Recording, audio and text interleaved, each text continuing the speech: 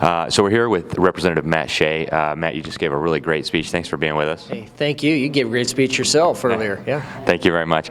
So you were talking a little bit about the counter states that have been set up here in the United States. Would you tell the viewers a little bit about each one of these that you discussed? Yeah, absolutely. You know, one of the big primary source documents that the viewers need to read, absolutely must read, is the memorandum from Rich Higgins. He was a National Security Council member, and actually he was fired over this memo by H.R. McMaster, a swamp creature, who then was fired, probably one of the reasons being he was firing good people because Trump apparently got the memo and liked it and understood it. In Rich Higgins' memo, he lays out the two counter states, and actually three. Two of the counter states are very clear, Marxists and the Muslim Brotherhood, both of which are tools of the globalists and the bankers. And they're using what's called a Maoist insurgency doctrine that comes through 5 different stages. The first stage being a mass line or establishing a unified communication down to all levels. The second is a united front. They always appear united in public, and everybody that's listening to this is now remembering news articles and things that they've seen. Third thing that they do is political warfare, smearing people, projecting on other people how they probably are themselves, or maybe corruption that they probably are involved in themselves. Let me give you an example. Somebody accuses President Trump of Russian collusion. We probably should look at them. Number 4 is military action or violent action, and number 5 is international action. And there's a lot of organizations tied to not just the Marxists, but also the Muslim Brotherhood that are acting in an international capacity to drive policy. Excellent. And so these sound like some really important topics, and yet we don't hear about it from the media.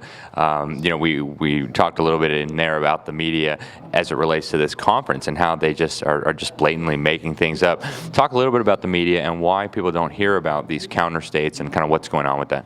Well, in a lot of ways, most of the media has a Marxist ideology, and they admit it.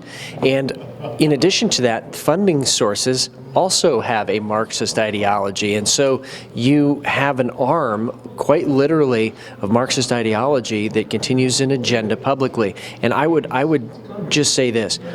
If you believe what you believe is really real, and you think that you're going to argue and debate civilly on that, then you have absolutely nothing to worry about, nothing to be afraid of, and no reason to censor people off of the internet. And we're seeing that today. People are being censored. Why? Because they're losing, and a lot of organizations and alternative media outlets are now really ramping up and gaining a lot of viewership and a lot of followers. So that leads me to kind of my next question. What do people do about these problems that we have? Where do people go to get accurate information about what's going on? And, you know, what does an average person do who's, say, not serving as a legislator? Well, they can start with the New American Magazine. I mean, that's where you get accurate information. It is the premier intelligence digest in America, probably in the world. If you want to learn about any subject, you can go there, you can go into the search bar, and you can find out the background information and the primary source documents behind virtually any subject you want to find. The interesting part about the New American for me is I've quite literally used it to question witnesses in the legislature because it is so accurate, and then it tells you what they say way ahead of time and then what the counter to that is. And so I think that's one thing. I think also we need to become the media. We need to, all of us, become the media, and there are alternatives that we need to be looking at on social media.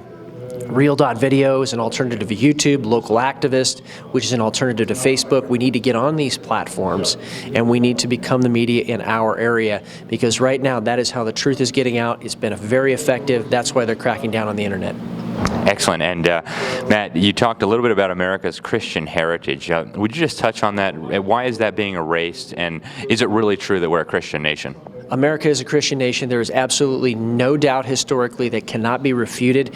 Articles of Confederation of the United Colonies, which was written in 1643. Okay, so this is the Articles of Confederation before the Articles of Confederation that most people know, very clearly said that we all, not some, all came into these parts to expand the kingdom of our Lord Jesus Christ and enjoy the liberties of the gospel and purity and peace.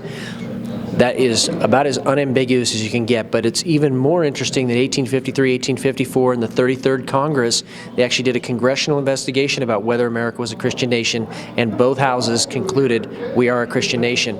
People still continue to question it, and because this is the time frame of Karl Marx and then later Charles Darwin, they still continued to question this. And in 1892, in the Holy Trinity case, the United States Supreme Court ruled as a matter of fact and law, we are a Christian nation. There is no doubt.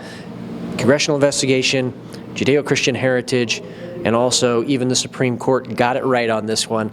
And that is why I think we need to stand on this, reclaim our identity as a Judeo-Christian nation, be unashamed, because these principles are what made America great. And even the atheist communist Chinese who did a study on this agreed Christianity is what made America great.